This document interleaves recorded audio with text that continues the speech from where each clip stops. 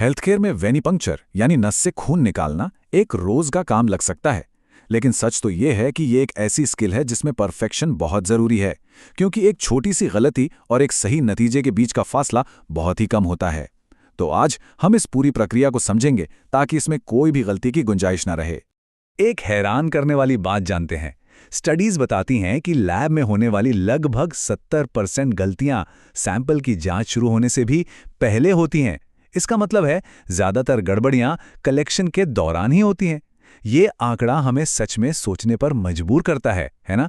चलिए इस बात को बिल्कुल साफ समझ लेते हैं। यहां एक जरा सी चूक के नतीजे बहुत गंभीर हो सकते हैं।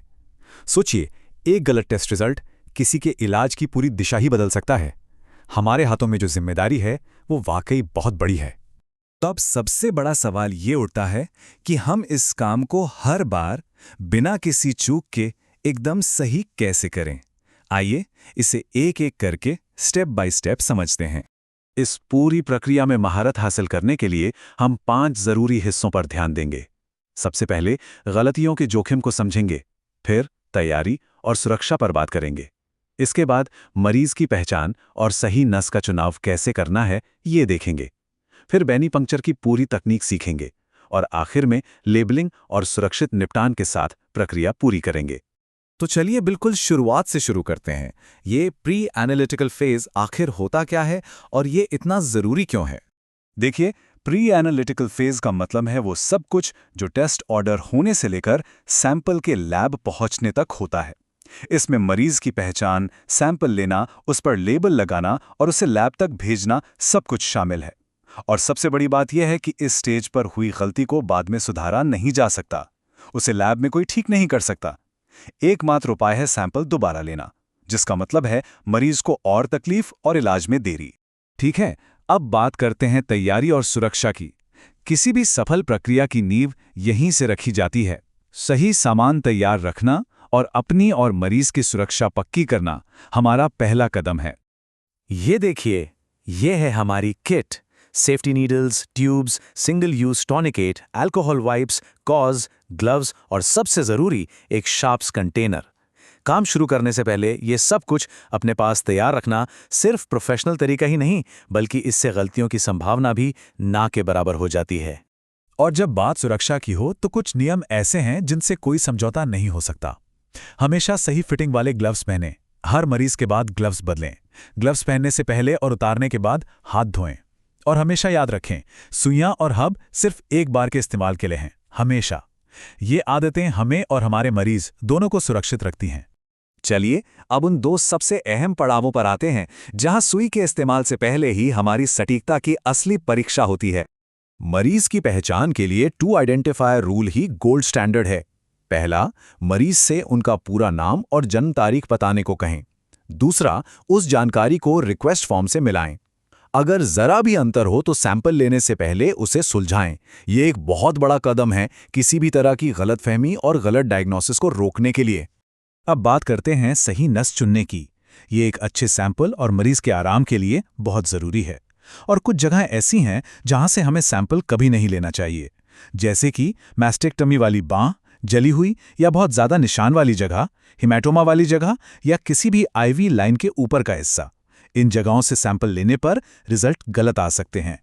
ठीक है, तो अब सारी तैयारियां हो चुकी हैं। अब हम असल वेनिपंक्चर की प्रक्रिया को स्टेप बाय स्टेप समझेंगे। ध्यान से देखिए।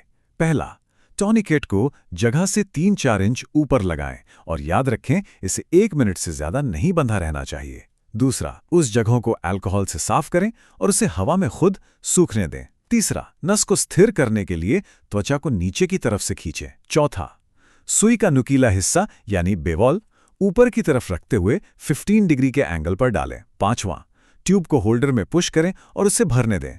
और आखिर में जैसे ही खून बहना शुरू हो, टॉनिकेट को खोल दें। अब आते हैं एक बहुत ही जरूरी नियम पर, ऑर्डर ऑफ ड्रॉ। मतलब ट्यूब्स को एक खास क्रम में ही भरना होता है। ये कोई ऑप्शन नहीं है, ये जरूरी है। इसका पालन करने से एक ट्यूब के एडिटिव्स दूसरी ट्यूब में नहीं जाते, जिससे नतीजे एकदम सटीक आते हैं। ये CLSI द्वारा अप्रूव्ड सही क्रम है। शुरुआत ब्लड कल्चर से होती है और फिर जैसा आप देख रहे हैं, light blue, red, green, lavender और फिर ग्रे। ये क्रम पक्का करता है कि हर टेस्ट का नतीजा बिल्कुल सही हो, बिना किसी मिलावट के। अच्छा, यहाँ एक खास बात का ध्यान रखना है।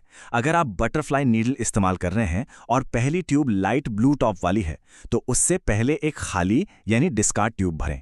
ऐसा इसलिए क्योंकि ट्यूबिंग में जो हवा होती है वो निकल जाती है और खून और एडिटिव का सही अनुपात बना रहता है। एक बार सैंपल ट्यूब में आ गया तो एक और जरूरी काम बाकी है। ट्यूब को कभी भी जोर से हिलाना नहीं है, कभी नहीं। उन्हें बस धीरे धीरे आराम से पलटना है, बिल्कुल ऐसे। जोर से हिलाने से रेड ब्लड सेल्स टूट जाते हैं, जिसे हीमोलिसिस कहते हैं, और इससे सैंपल खराब हो जाता है। धीरे धीरे पलटने से एडिटिव्स ठीक से मिक्स होते हैं और नतीजे सही आते हैं। चलिए, अब हम आखिरी लेकिन उतने ही जरूरी कदमों पर आते हैं। सैंपल लेने के फौरन बाद हमें लेबलिंग और सेफ डिस्पोजल का काम पूरा करना है। सुई को सुरक्षित तरीके से फेंकने के लिए बस कुछ आसान स्टेप्स हैं। पंक्चर वाली जगह पे गॉज रखें और सुई बाहर निकालें, और फौरन सुई की सेफ्टी डिवाइस को एक्टिवेट करें और पूरी यूनिट को शार्प्स कंटेनर में डाल दें। ये छोटा सा काम हमें सुई चुभने से होने वाली गंभीर चोटों से बचाता है। और ये एक नियम है जो पत्थर की लकीर है, जिसे WHO भी मानता है।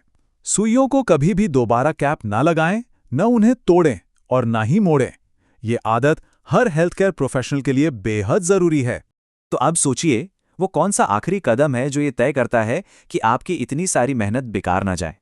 वो कदम है एक सही और पूरा लेबल। हर लेबल पर ये 5 बातें होनी ही चाहिए।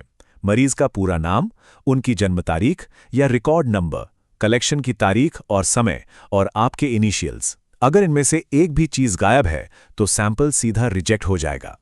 और सबसे जरूरी बात, ट्यूब पर लेबल मरीज के पास से हटने से पहले ही लगाना है। ये सिर्फ एक नियम नहीं है, ये उस इंसान की जिंदगी का सवाल है, एक आखिरी सेफ्टी चेक है। यही एक छोटा सा कदम बड़ी बड़ी गलतियों को होने से रोकता है। आखिर में ब्लड कलेक्शन में परफेक्शन इन्हीं बातों पर निर्भर करता है: सटीकता, सुरक्षा और हर छोटी से छोटी डिटेल पर ध्यान देना।